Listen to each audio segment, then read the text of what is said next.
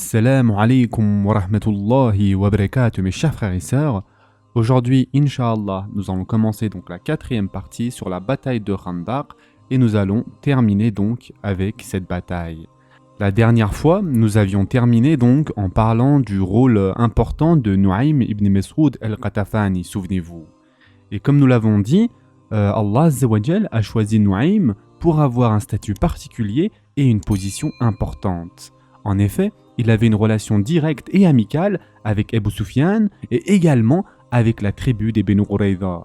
Il appartenait à la tribu des Qatafan. Nous avons ainsi vu qu'il avait accepté l'islam vraiment au tout début de la nuit de la bataille de Khandaq.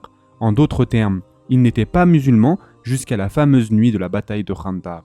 Il a lui-même raconté à la première personne du singulier, comme cela est mentionné dans le livre de la Sira d'Al-Waqidi, le célèbre livre de l'imam Al-Waqidi intitulé Al-Maghazi, et nous avons trouvé donc dans ce livre uniquement une narration à la première personne du singulier.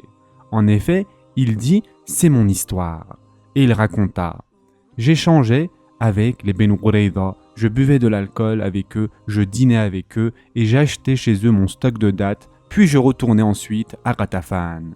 Puis, il s'est avéré qu'à la bataille de Khandaq, à la bataille de la tranchée, lorsqu'il sortit, il dit « Allah a mis l'islam dans mon cœur ». Il l'a dit cela. C'est comme s'il disait « Je n'avais aucune idée de l'origine de cet événement, c'est comme si c'était venu de nulle part. Allah Azza wa Jal a mis l'islam dans mon cœur. J'étais à l'extérieur de la ville et Allah Azza wa Jal a mis l'islam dans mon cœur. Puis, je suis allé voir le prophète sallallahu alayhi wa sallam qui était en train de prier. J'ai attendu afin de lui dire « Donc ici, mes chers frères et sœurs, Nu'aym radiallahu an se rendit auprès du prophète sallallahu alayhi wa sallam et il le trouva en train de prier. Il attendit que le prophète sallallahu alayhi wa sallam finisse de prier, puis ce dernier lui dit « Ô Nu'aym, pourquoi es-tu venu ?»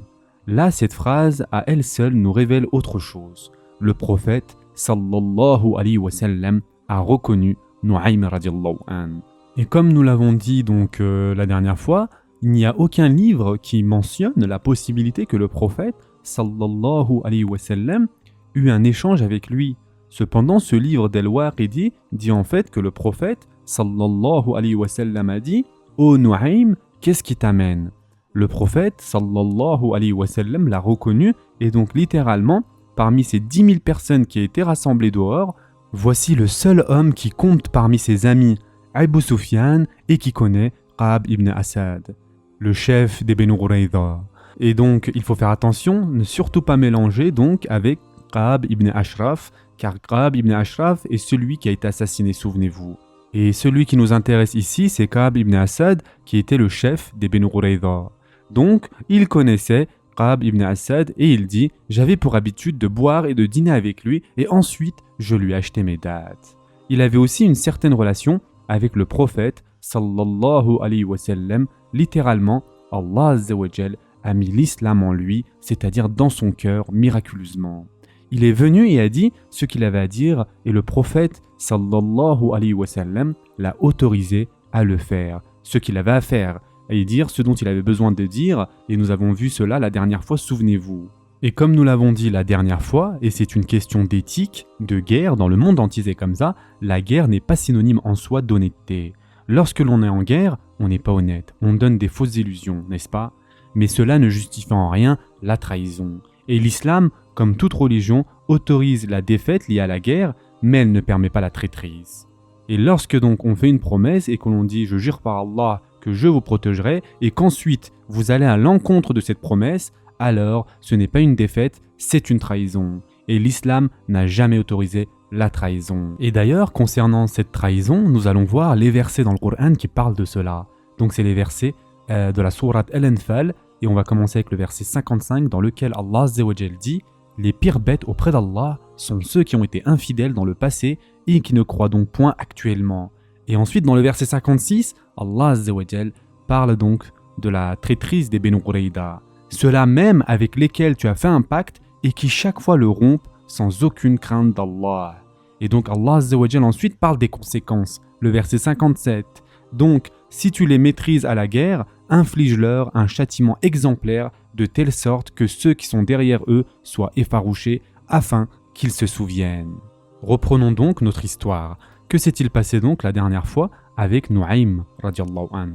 Donc il est d'abord allé voir les Benu Qurayza, il est déjà à Médine, il a déjà traversé la tranchée, donc logistiquement il est facile de se rendre chez les Benu Qurayza. Il s'y rend donc et il leur dit « Votre situation est inquiétante. Les Quraysh vont probablement penser à s'en aller. Par conséquent, ce que vous devez faire est de vous assurer qu'ils ne vont pas vous abandonner, en leur demandant 70 de leurs notables, 70 des hommes nobles pour qu'ils soient obligés de rester à vos côtés, ainsi ils ne vous abandonneront pas. » C'est une idée très ingénieuse, comme nous l'avons expliqué la dernière fois. C'est une très bonne idée même. Ensuite, il est allé retrouver les Quraysh et il est allé voir directement Abu Sufyan. Et il lui a dit « Je suis sur le point de t'annoncer quelque chose. Quelque chose car j'ai le sentiment que notre relation l'exige. Mais cependant, s'il te plaît, garde le secret. » En effet, les Benu Qurayza ont maintenant un second doute. Ils veulent ainsi revenir sur leur accord. Et ils ont offert à Mohammed, sallallahu alayhi wa sallam, en tant qu'expiation 70 têtes de vos clans. Alors je crains qu'ils viennent à vous avec une stratégie visant à vous extorquer 70 de vos hommes pour leur donner. Ils ont l'intention de les exécuter par la suite. Ainsi, ils seront pardonnés aux yeux du prophète, sallallahu alayhi wa sallam. Alors sois très prudent, en particulier s'ils demandent certains de vos notables. Ils savaient donc, avec beaucoup de dextérité, comment répandre les informations. Surtout, s'ils vous réclament vos nobles, sois encore plus prudent, car c'est ce qu'ils ont promis au prophète, sallallahu alayhi wa sallam. Ensuite, qu'est-ce qu'il se passe? Nu'aym, radiallahu anhu, se rendit dans sa propre tribu et leur dit la même chose, c'est-à-dire que les Quraysh peuvent partir à tout moment. Nous craignons que les Benu Qurayza changent d'avis en offrant 70 Quraysh et 70 d'entre vous, c'est-à-dire des Ghatafan, au prophète, sallallahu alayhi wa sallam. Pourquoi? Comme expiation. Donc, s'ils viennent vous demander 70 personnes, mettons-nous d'accord de ne pas les remettre. Et bien sûr, comme ils faisaient partie de la tribu des Ghatafan, ils ont accepté et lui ont fait confiance. Donc, qui furent les premiers à bouger? Ce furent bien évidemment les Benu Qurayza. Ils envoyèrent l'un de leurs émissaires qui a été appelé Azzal ibn Samuel. Ils envoyèrent donc Azzal à Abu Sufyan et Azzal lui dit d'une manière très directe que les Quraysh n'avaient rien fait depuis trop longtemps. À ce moment-là, au moins 3 semaines s'étaient écoulées et les Quraysh avaient attendu trop longtemps et ils n'avaient rien fait d'autre que parler. Vous nous avez fait une promesse, mais vous n'avez rien fait. Voilà ce que dit Azzal. Donc, mettons-nous d'accord sur une date, vous attaquez de votre côté et nous attaquons d'une autre. Et les Ghatafan attaquent de leur côté et nous conclurons ce problème du prophète, sallallahu alayhi wa sallam. Mais avant de nous entendre sur cette date, nous vous demandons de nous donner 70 de vos notables. Nous voulons nous assurer que vous n'allez pas nous abandonner si la bataille prend une mauvaise tournure. On remarque qu'ils ont formulé ces demandes avec considération du point de vue logistique. C'est quelque chose de très logique leur demande, si on y pense. Yani, ce qu'il veut dire, c'est que si vous êtes vraiment sérieux, prenez 70 personnes, ils combattront de notre côté. Pour que nous soyons sûrs justement que vous n'allez pas retourner vos vestes. Maintenant, pourquoi des notables? S'ils envoient des esclaves, peu importe, ils s'enfuiront en les laissant, alors que des notables sont des otages prisonniers. Évidemment, en tant qu'otages, ils ne vont pas être ligotés. Otages signifie ici qu'ils vont passer dans le camp adverse. Et donc, ce qu'ils veulent dire, c'est que nous savons que vous n'allez pas abandonner vos propres notables à une fin certaine.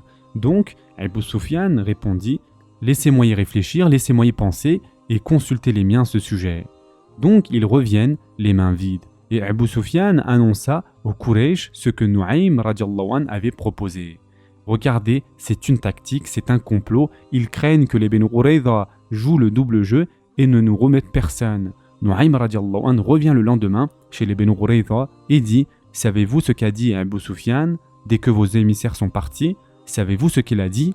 Il a dit « Par Allah, nous ne leur laisserons personne, ne serait-ce qu'un chamelon, bien moins que 70 de nos notables. Nous ne leur remettrons rien, ne serait-ce qu'un de nos chamelons, pas même un petit chameau. » Est-ce qu'ils s'attendent à ce que nous leur faisions confiance? Qu'ils ne vont pas exécuter et tuer les 70 notables et les redonner à Mohammed sallallahu alayhi wa sallam? Peut-être que Abu Sufyan a vraiment dit cela, car il tente de deviner ce que l'autre camp pense. Peut-être qu'il a réellement dit ces propos car il tente de deviner ce qu'il se passe. Donc il revint et dit « Abu Sufyan pense que vous allez retourner vers Mohammed sallallahu alayhi wa sallam. » Pouvez-vous imaginer maintenant à quel point cela va sembler insensé au Banu Qurayza? Vous imaginez qu'après tout ce que nous avons fait, nous allons vous trahir? Alors que nous avons mis nos vies en danger et nous sommes au premier front, nous risquons même d'être exécutés et tués. Et vous pensez que nous allons vous trahir? Dès lors, Ka'b ibn Asad commença à sentir le vent tourner et il commença à dire « Malheur à moi, je savais que cela allait arriver. » Par Allah, cet homme, quel homme? Cet homme n'apporte qu'un mauvais présage. Et il parlait de Huyayya ibn Rattab. On peut dire que Ka'b est une personne indécise, un homme impulsif. Il ne voulait pas le faire au début, mais son orgueil a pris le dessus et il commença à injurier Huyayya. Pourquoi ai-je écouté Huyayya? Cet homme n'est que mauvais augure. Et Ibn Ishaq mentionne un autre membre des Banu Qurayza, son nom est Zubayr ibn Battah, qui dit « Si les Quraysh et les Ghatafan partent, il ne nous restera rien à part les épées, c'est-à-dire à part l'exécution. » Et donc voilà, c'est pour cela qu'ils disent « Nous devons avoir donc 70 de leurs notables. » Et voilà, c'est tout à fait logique pour eux, car ils sont plus nombreux que nous, voilà ce qu'ils pensent, ils sont plus armés que nous, et ils ont l'avantage de pouvoir fuir, alors que nous sommes coincés. Zubayr ibn Battah raisonne ici lorsqu'il dit « Si j'étais à leur place, je ne donnerais pas ces 70 personnes. » Donc il dit « Si j'étais à la place des Quraysh, je ne donnerais pas ces 70 personnes. » Car nous avons tout à perdre et ils n'ont rien à gagner en nous donnant ces 70 notables. À partir de là, on note que les Banu Qurayza comprennent parfaitement qu'ils méritent la punition qu'ils vont subir. Ils comprennent, ils connaissaient les enjeux, et voilà le point clé, Ka'b ibn Asad l'a dit, « S'ils partent tous, cela en est fini pour nous, il ne reste plus rien. » Ils comprennent le châtiment qui va leur arriver et nous aborderons ce sujet, Inch'Allah, en détail la prochaine fois.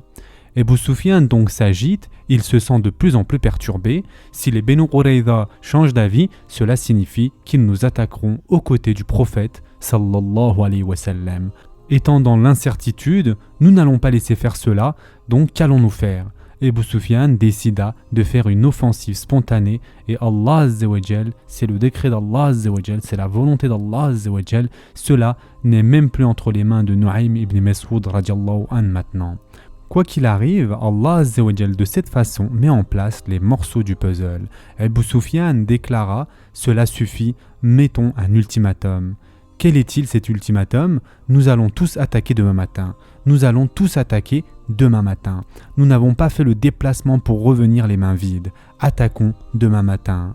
Donc, il envoya une délégation de haut niveau composée de dignitaires reconnus, menée par personne d'autre que Ikrimah ibn Abu Jahl. C'est l'annonce, c'est le signe de l'annonce. Voilà l'émissaire reconnu par tous. Ils envoient cette délégation au Banu Qurayza et ils exigent que le lendemain matin, c'est bon. Pourquoi donc le lendemain matin? Ils ne veulent pas que ces nouvelles arrivent aux oreilles du prophète sallallahu alayhi wa sallam. Donc il ne faut pas que cela se fasse en une semaine, c'est un effet de surprise. En 12 heures, ils doivent attaquer. Et donc, préparez-vous et simultanément, les trois camps, les Ghatafan vont attaquer. Nous allons attaquer et vous allez attaquer. Allah Azza wa Jal cependant a voulu autre chose. Quoi donc, mes chers frères et sœurs? Ils sont allés voir les Banu Qurayza après la prière de Asr le vendredi. Pourquoi le vendredi est un jour particulier?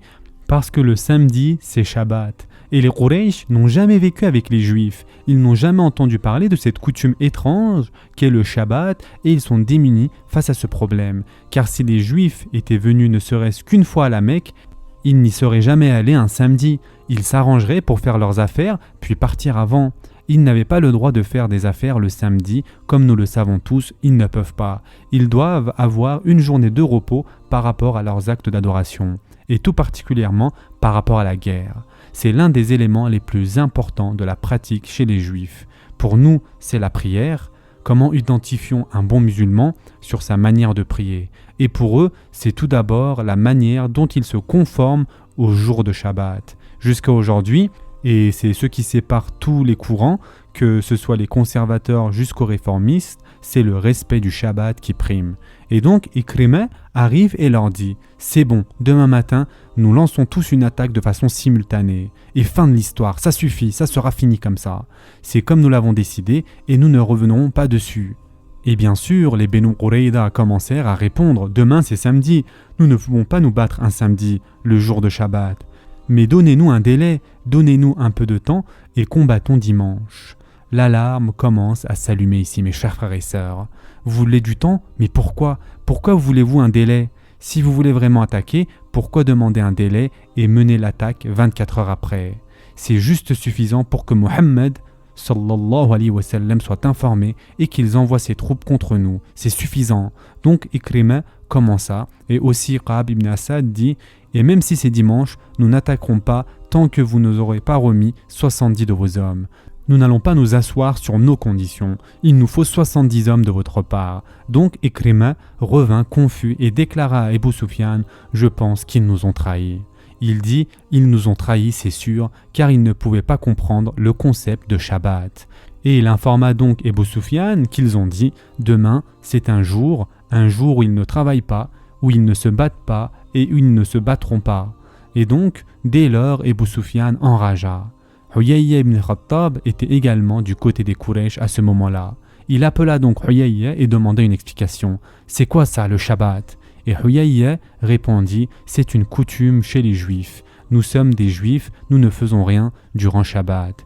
Et nous ne sommes pas autorisés à travailler ou une quelconque guerre le jour de Shabbat. » Et Abu Sufyan demanda « Mais qu'est-ce que c'est que le Shabbat si ce n'est qu'un jour qui est compris entre le vendredi et le dimanche? Je veux dire, quelle est la différence? Cela ne veut rien dire pour moi. Mais qu'est-ce donc ce Shabbat? Juste un jour comme les autres. » Mais Huyayya ne dérogea pas en disant « Nous ne pouvons rien faire le jour de Shabbat. » Et Abu Sufyan dit « Par Lat et Uzza, il jure par Lat et Uzza, c'est le signe donc de votre trahison. Vous me prenez pour un imbécile. Pensez-vous que je vais vous croire lorsque vous m'annoncez que le samedi, vous ne faites rien? Vous me prenez vraiment pour un imbécile. Par Lat et Uzza, vous me prenez pour un imbécile et ceci est une trahison. » Il n'arrive pas à croire qu'une telle chose existe, c'est-à-dire que le Shabbat existe. Et Huyayya déclara qu'il fut tellement inquiet qu'il pensa que Abu Sufyan l'attaquerait lui-même.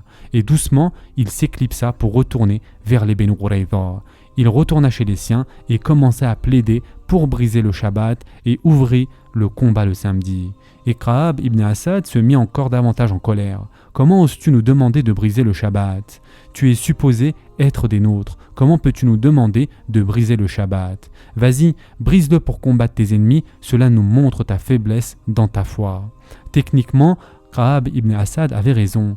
Et là, nous avons Huyayya dans sa haine, prêt à désobéir à l'ordre d'Allah Azza wa Jal. C'est ce qu'il pensait.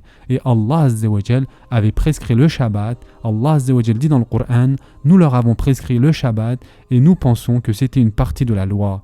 Et cet homme, Huyayya, voulait briser le Shabbat à cause de sa haine pour le prophète sallallahu alayhi wa sallam.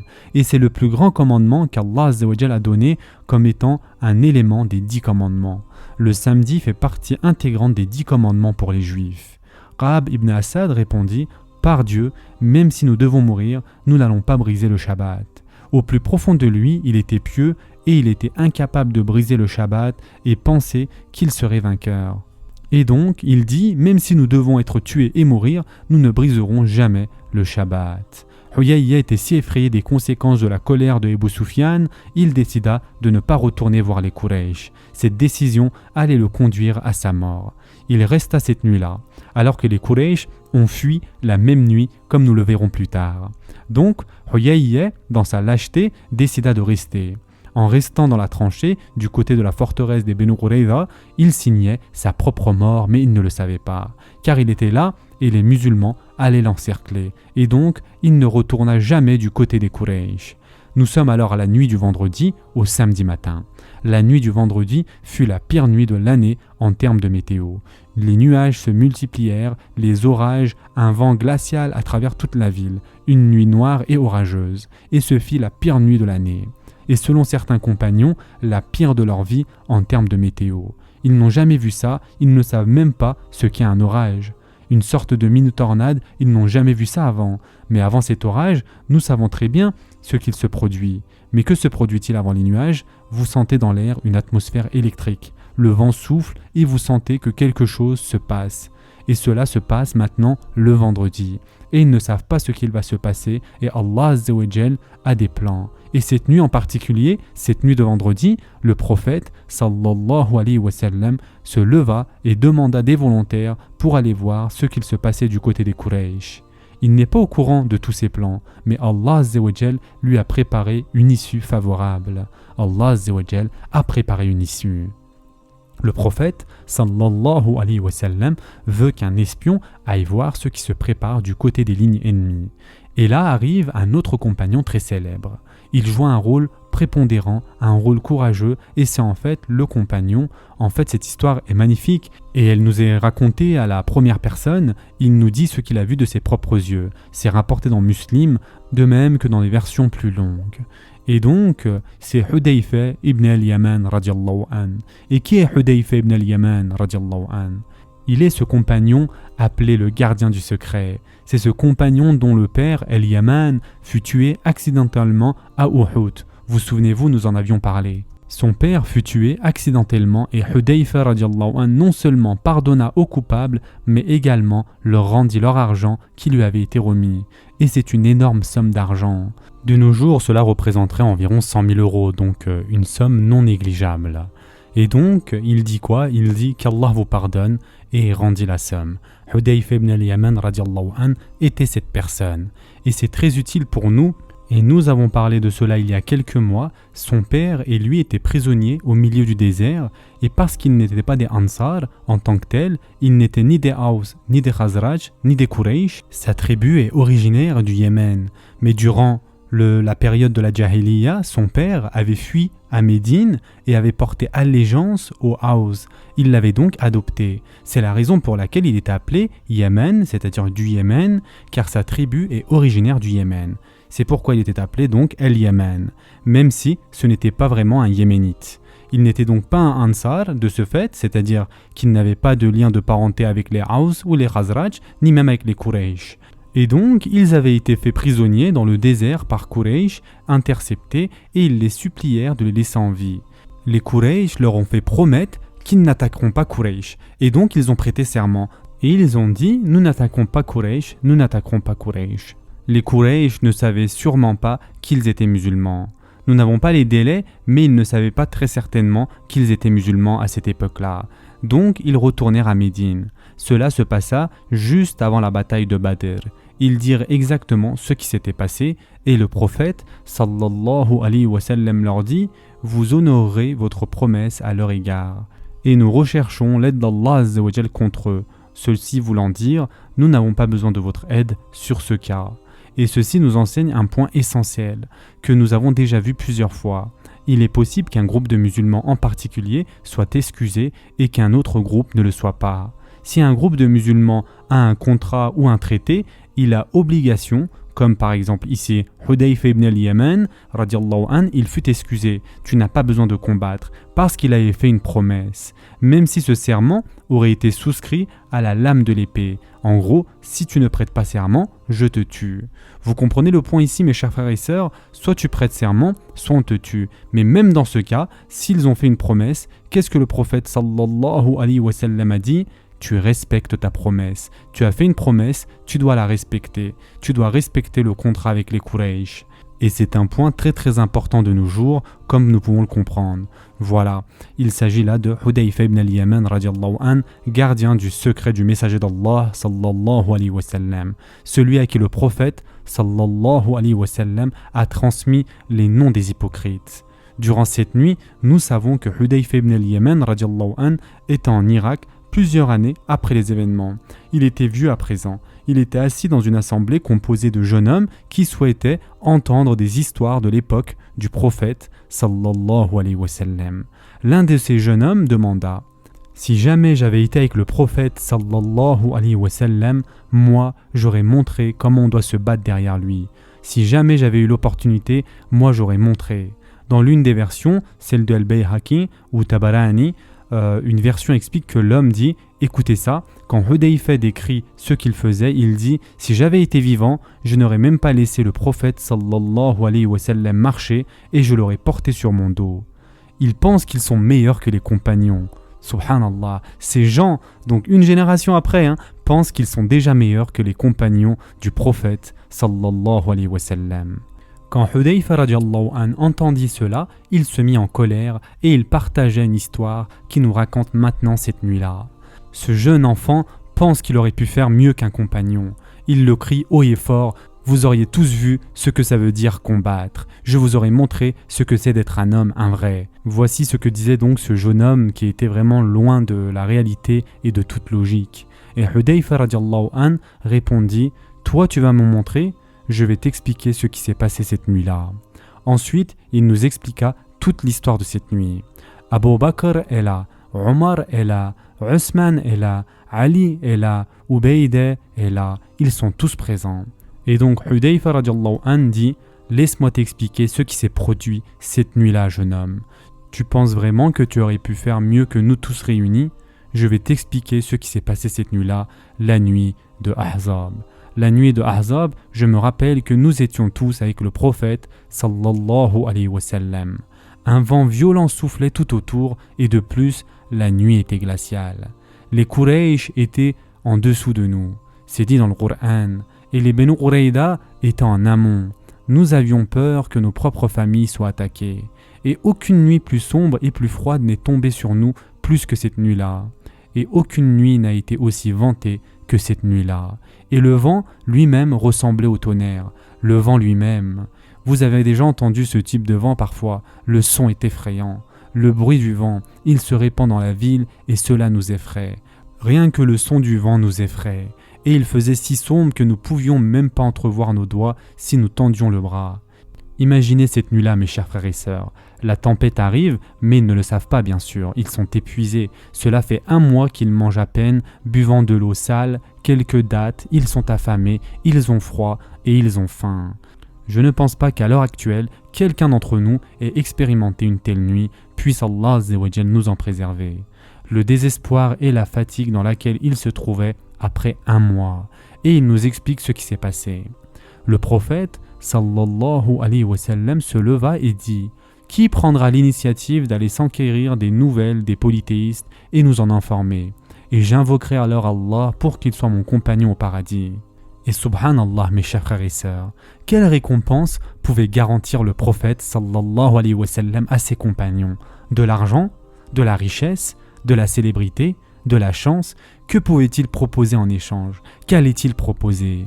Seuls ceux qui ont la foi aiment entendre ce genre de récompense. Seuls ceux qui ont vraiment la foi diront « Je ne veux pas les richesses de ce bas monde, tout ce que je veux, c'est être en ta compagnie le jour de la résurrection. » Et donc, dans cette assemblée spéciale, Hudayfa radiallahu an déclara « Pas un seul ne respira. 1 mois de torture, il fait froid, ils ont faim, le bruit, le vent, tout ça, accumulé bien sûr, pas un seul d'entre nous ne se bougea. » Face à ce silence, le prophète sallallahu alayhi wa sallam répéta pour la 2e fois « Qui me rapportera des nouvelles et je serai son compagnon le jour de la résurrection. » Une fois de plus, aucun ne parla. 3 fois et pas un seul compagnon ne se leva. Pourquoi? Yani, arrivez-vous à imaginer, mes chers frères et sœurs, qui se portent volontaires? Et aucun d'entre eux n'avait la force nécessaire à présent. Après tout ce temps, et considérant bien sûr la situation, le danger et tout cela, pas un seul. Et c'est Hudayfa radiallahu an qui remet ce jeune homme zélé à sa place. Tu aurais fait mieux? Chacun d'entre nous était silencieux. Et c'est alors que le prophète sallallahu alayhi wa sallam dit « Ô Hudayfa » il m'interpella en me disant « Ô Hudayfa, va, infiltre-toi dans les rangs ennemis et cherche à savoir ce qu'ils font et surtout ne fais rien sans me prévenir. » Et dès lors, maintenant qu'il m'avait interpellé directement par mon nom, je devais y aller. Et d'ailleurs, cela nous révèle plusieurs choses. Le désespoir, la rudesse, la difficulté de la situation. Hudayfa radiallahu anhu dit d'ailleurs qu'il avait peur et qu'il était fatigué, et il l'explique clairement, il ne s'en cache pas. Cela nous montre son honnêteté et sa modestie. Il dit en fait, je n'avais pas le choix et je devais y aller. Regardez cette honnêteté, mes chers frères et sœurs, subhanallah. et à travers son honnêteté, on lit son humanité. Cette honnêteté, c'est ce qui fait de lui Hudayfa radiallahu anhu. S'il avait été comme nous, il aurait raconté des histoires, il l'aurait tourné sous un angle positif. Mais même maintenant, alors qu'il n'a pas un seul témoin pour corriger ou corroborer, parce que cela se passe des années après, mes chers frères et sœurs, alors qu'il n'y a personne pour dire le contraire, il raconte l'histoire telle qu'elle est, en se mettant dans une situation inférieure. Quand personne ne s'est levé et qu'il a mentionné mon nom, j'ai dû le faire. J'avais pas le choix. J'ai été contraint de me lever, sachant que mon nom avait été prononcé. Subhanallah. Observez son honnêteté ici, mes chers frères et sœurs. Et dans cet élan d'honnêteté, nous remarquons la foi de Hudayfa radiallahu anhu et sa sincérité et son adoration pour Allah azza wa jal. Cela nous montre également la différence qu'il y a entre ce qui est facultatif et ce qui est obligatoire. Lorsque le prophète sallallahu alayhi wa sallam a dit « Qui le fera ?» c'est facultatif. Les compagnons le comprirent comme tel. Ils réalisèrent qu'il n'était pas obligatoire de se lever. Puis ensuite, le prophète sallallahu alayhi wa sallam ordonne à Hudayfa radiallahu anhu. Cela suffit, cela devient obligatoire. Cela nous prouve également la vertu de Hudayfa. En effet, parmi tous les compagnons, le prophète sallallahu alayhi wa sallam a choisi Hudayfa radiallahu anhu. Et Inch'Allah, nous verrons, il y a une sagesse là-dedans et nous allons voir pourquoi prochainement. Nous verrons pourquoi et cela nous montre aussi que le prophète sallallahu alayhi wa sallam connaissait ces hommes. Il connaissait les compagnons. Il savait lequel d'entre eux était meilleur pour faire telle ou telle chose. Maintenant, on comprend de toute évidence qu'il n'aurait jamais pu choisir un Quraysh. Il n'aurait pas pu choisir un Quraysh. Et pourquoi ? Car ils avaient été envoyés au Quraysh, n'est-ce pas ? Par conséquent, il ne pouvait pas envoyer Abu Bakr ou Omar radiallahu anhum. Il ne pouvait pas envoyer Othman et Ali radiallahu anhum. Ils auraient marché directement dans la tanière du lion. Il devait envoyer quelqu'un de non reconnaissable. Et Hudayfa radiallahu anhu n'avait pas participé à la bataille de Badr. Il avait rejoint la bataille trop tard, si vous vous souvenez bien de l'histoire. Nous avions vu qu'il était arrivé à la fin. Ainsi, il ne connaissait pas Hudayfa radiallahu anhu. Les Quraysh ne le connaissaient pas. Le prophète sallallahu alayhi wa sallam savait exactement donc qui choisir. Cela nous montre évidemment l'intelligence du prophète sallallahu alayhi wa sallam du fait de sa grande sagesse et de sa prévoyance. Il a choisi la bonne personne. Alors Hudayfa radiallahu anhu a dit « Je me suis levé frissonnant et tremblant. » Il avait peur et il avait froid. Et le prophète sallallahu alayhi wa sallam a fait une invocation pour moi. Ô Allah, protège-moi de devant, derrière moi, sur ma droite, sur ma gauche et au-dessus de moi, et je me mets sous ta protection de ta grandeur pour que je ne sois pas assassiné par en dessous de moi. Et Allah azza wa jal l'a protégé de ce qui se trouvait. Il a dit, toute la peur que je ressentais s'est envolée de mon cœur, chaque peur ressentie s'apaisait après cela. Ensuite, il a marché dans la pénombre. Allah azza wa jal seul sait comment.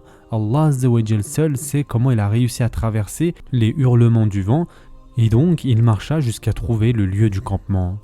Il a silencieusement frayé son chemin à travers la foule jusqu'à ce qu'il dise « J'ai vu le dos de celui qui ressemblait au leader du groupe du fait que les gens soient autour de lui. Et je me suis dit que c'était Abu Sufyan. » Mais Hudayfa radiallahu anhu n'avait jamais vu Abu Sufyan. C'est le point essentiel qui explique pourquoi il a été choisi, n'est-ce pas ?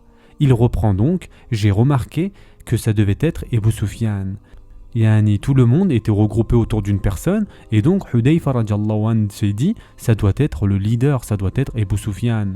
Il a compris que ça devait être Abu Sufyan et il a donc dit le champ était libre, j'étais sur le point de prendre ma flèche et le prophète sallallahu alayhi wa sallam cependant avait dit à Hudayfa radiallahu anhu va à Hudayfa et obtiens des informations à propos de ce clan, des nouvelles de ce peuple, mais cache-toi et cache-nous d'eux, c'est-à-dire ne te dévoile pas et ne nous dévoile pas, c'est-à-dire ne te livre pas, compris ?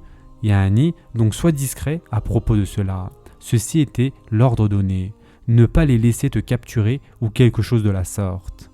En effet, nous le savons bien évidemment, cela signifierait qu'on ne donnerait pas d'importance au fait qu'on ait un espion là-bas.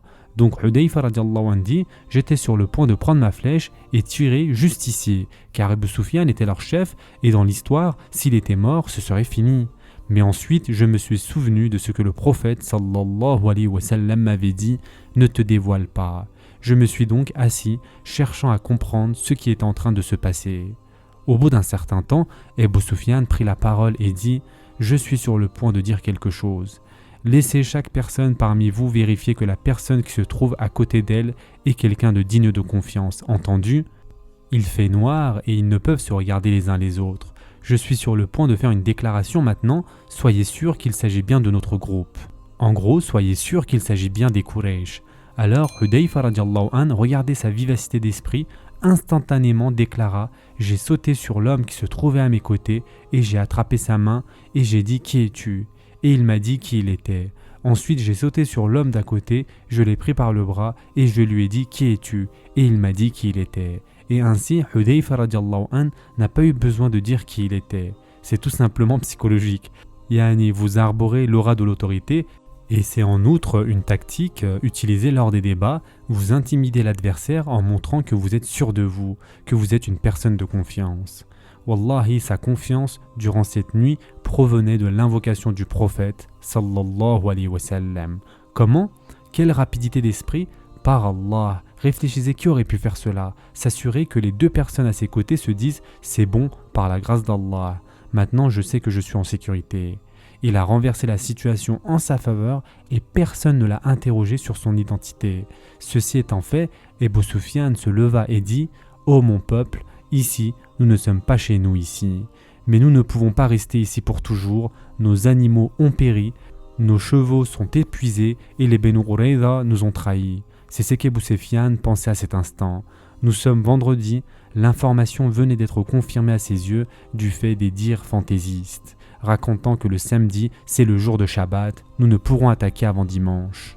Ce qui est ridicule dans tout ça, c'est résolument que les Benu Qurayza se sont retournés contre nous. Désormais, vous voyez ce vent, à quel point il nous nuit. Nous ne pouvons pas non plus résister, nous ne réussirons pas à gérer le feu de nos campements, si même nos feux de camp ne peuvent rester allumés. En d'autres termes, pouvez-vous imaginer à quel point ce vent était fort ? Ibn Ishaq a mentionné que les récipients étaient emportés, que toute la nourriture avait été détruite, même les récipients ont été retournés. C'est bien plus lourd que le feu. Il s'agissait donc d'une terrible tempête de vent, et lorsque vous avez une telle tempête au beau milieu du désert, cela devient une tempête de sable, n'est-ce pas ? Et Hudayfa radiallahu anh en avait partout de ce sable. C'est si collant, c'est juste dégoûtant, vous ne pouvez même pas respirer. Arrivez-vous à imaginer, mes chers frères et sœurs ? Vous avez l'impression donc d'être asphyxié. Et donc c'est certain que nous ne pouvons imaginer à quel point ce fut difficile. Pour reprendre, Abu Sufyan est en train de dire « Voyez-vous comment ce vent nous est nuisible ? Nous n'avons même pas de maison pour nous abriter. Je pense donc que nous devons faire demi-tour. Et quoi qu'il en soit, pour ma part, je vous le dis, je retourne chez moi dans tous les cas. » À cet instant même, il abandonne tout simplement.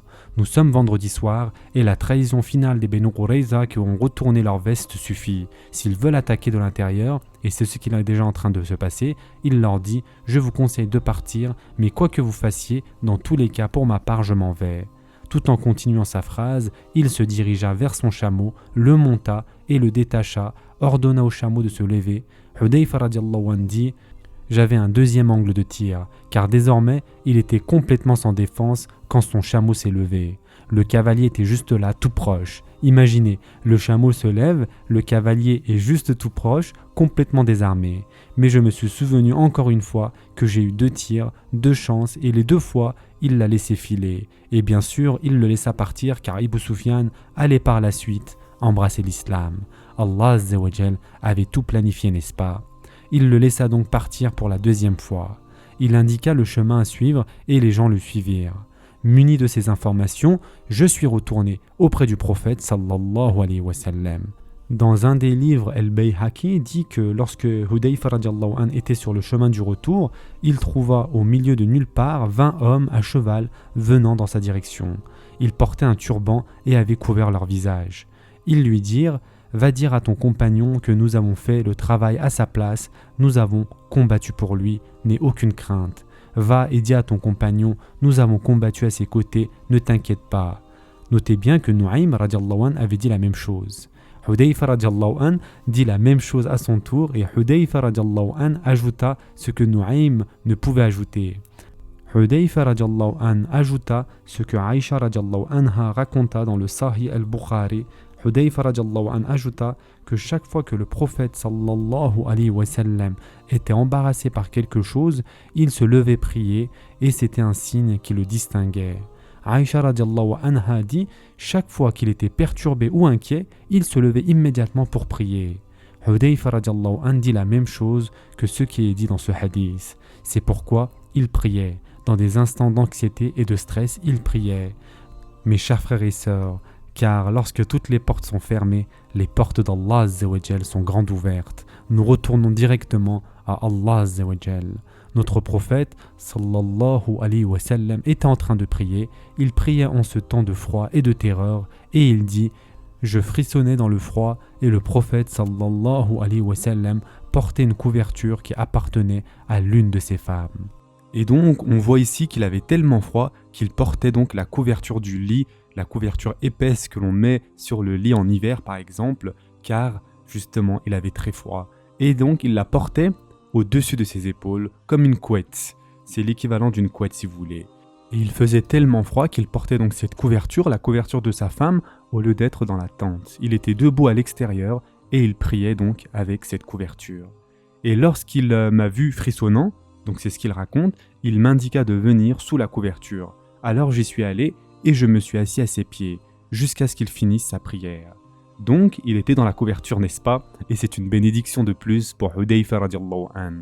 Hudayfa radiallahu an, car il était assis au pied du prophète sallallahu alayhi wa sallam à l'intérieur de la couverture.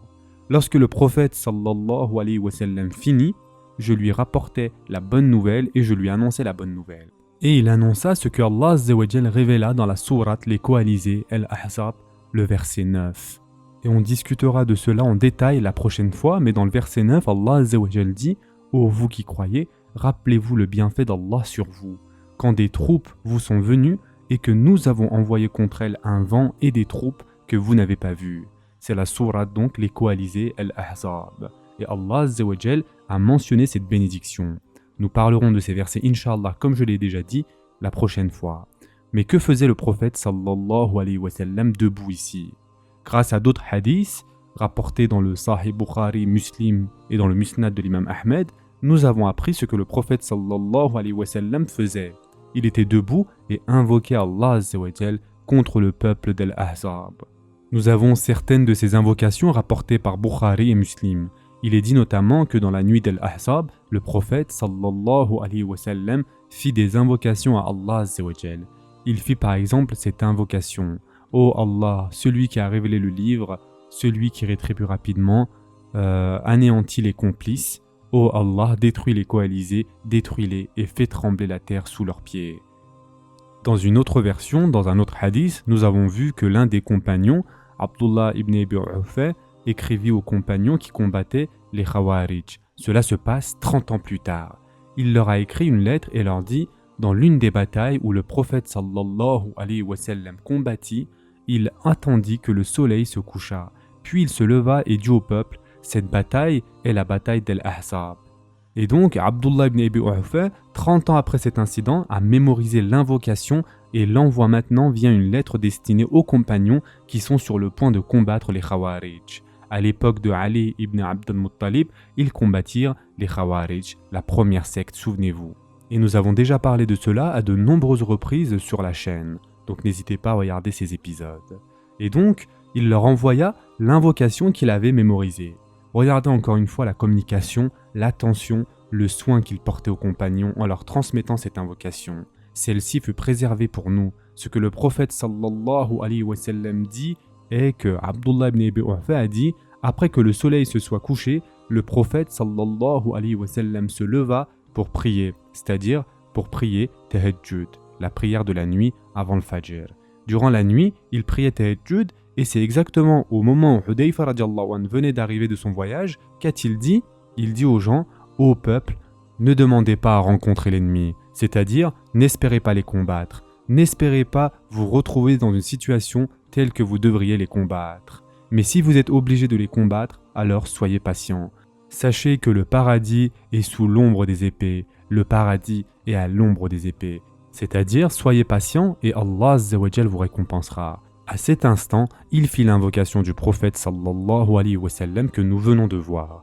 Ô Allah, celui qui a fait descendre le livre sur terre, celui qui envoie les nuages et le vent, détruit les Ahzab et aide-nous à lutter contre eux.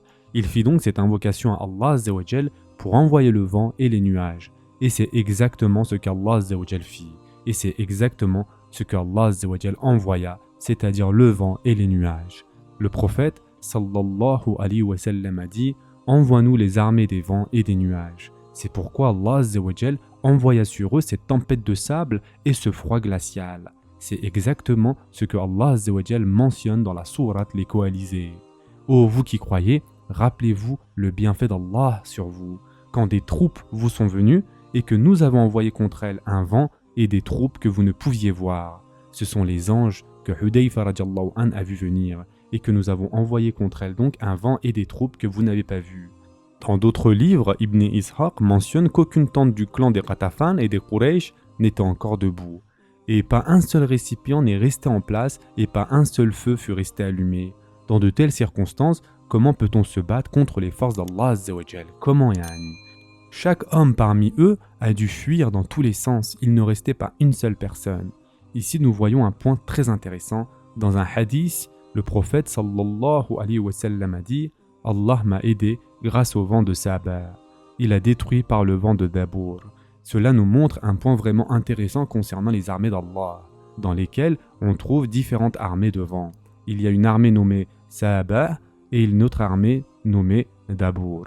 Et il y a probablement encore plus d'armées de vent. Il mentionna le nom des armées du vent, Nusirtu bi Saba. Allah m'a offert Saba pour me rendre victorieux et il envoya le vent de Dabour sur l'ennemi. Car l'ennemi a été détruit, nous avons envoyé sur eux un vent sévère et il s'agissait en réalité de Dabour. Ce qui est intéressant ici, mes chers frères et sœurs, c'est de voir que justement ces vents et ce froid glacial les a permis de fuir. Et donc, Allah Azza wa Jal connaissait l'amour que le prophète sallallahu alayhi wa sallam ressentait pour son peuple, et il savait qu'il serait probablement guidé vers l'islam. Idem pour les Qatafan, pour les Quraysh et tous les coalisés. Vous comprenez ici? La majeure partie d'entre eux serait guidée vers l'islam. Et si Allah Azza wa Jal avait envoyé donc l'armée de Dabour, le vent fort, il n'aurait pas été présent pour être guidé vers l'islam. Et cela nous montre encore une fois la miséricorde d'Allah Azza wa Jal et par la même occasion la compassion de notre prophète sallallahu alayhi wa sallam. Les Quraysh sont retournés en n'ayant absolument rien gagné tout en s'étant eux-mêmes humiliés. Ils furent humiliés et déshonorés d'une façon inédite dans l'histoire de l'Arabie. 10 000 hommes forts et pourtant ils furent incapables de vaincre malgré le fait qu'ils avaient déjà causé des carnages et des massacres. Ici encore, par exemple, ils tuèrent à peine 5 personnes et elles étaient éparpillées un par-ci et un par-là. En retour, ils furent déroutés, leurs rangs furent détruits et jamais plus ils ne recommenceront, comme l'a dit notre prophète sallallahu alayhi wa sallam. Maintenant, c'est nous qui allons lancer une attaque et ils ne lanceront plus jamais d'attaque contre nous. Et ce hadith a été rapporté dans le musnad de l'imam Ahmed. Dès lors, le cours des choses allait officiellement changer. Yani, vous nous avez envoyé vos meilleurs hommes et vous êtes repartis humiliés. À présent, nous serons ceux qui attaquent et vous ne lancerez plus jamais d'attaque contre nous. Et enfin, pour terminer pour aujourd'hui, mes chers frères et sœurs, sans aucun doute, le point le plus important parmi tous les éléments ici, facilitant donc la victoire d'Al-Ahzab, c'est la foi, c'est-à-dire l'iman des compagnons et les invocations, les doigts du prophète sallallahu alayhi wa sallam. Ce sera tout pour aujourd'hui. En attendant, prenez soin de vous mes chers frères et sœurs et à très prochainement, Inch'Allah.